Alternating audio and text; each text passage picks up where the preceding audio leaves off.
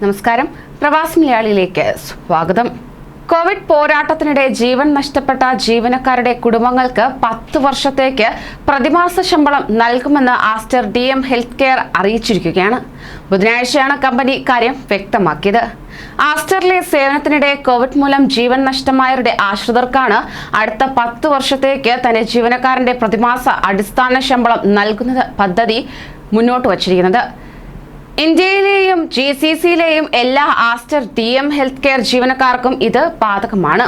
കൂടാതെ സ്വന്തം ജീവനക്കാർ രോഗികൾക്ക് മുൻഗണന നൽകുന്ന ജീവനക്കാരാണ് കോവിഡ് പോരാട്ടത്തിലെ യഥാർത്ഥ നായകരെന്ന് ആസ്റ്റർ DM ഹെൽത്ത് കെയർ സ്ഥാപക ചെയർമാനും മാനേജിംഗ് ഡയറക്ടറുമായ ഡോക്ടർ ആസാദ് മുപ്പൻ പറഞ്ഞു.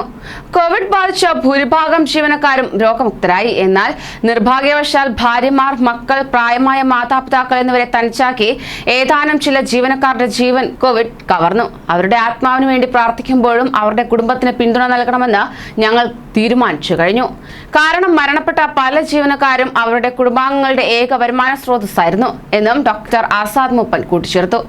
മിഡിൽ ഈസ്റ്റിലും ഇന്ത്യയിലും ഉൾപ്പെടെ 7 രാജ്യങ്ങളിലായി 28,000 COVID-19 രോഗികൾക്ക് ആസ്റ്റർ സേവനം നൽകിയിട്ടുണ്ട്.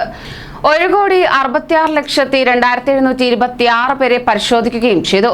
21,000 ജീവനക്കാർ സേവനമനുഷ്ഠിക്കുന്ന 27 ആശുപത്രികൾ, 115 ക്ലിനിക്കുകൾ, 225 ഫാർമസികൾ എന്നിവ ഉൾക്കൊള്ളുന്നതാണ് ആസ്റ്റർ DM ഹെൽത്ത് കെയർ.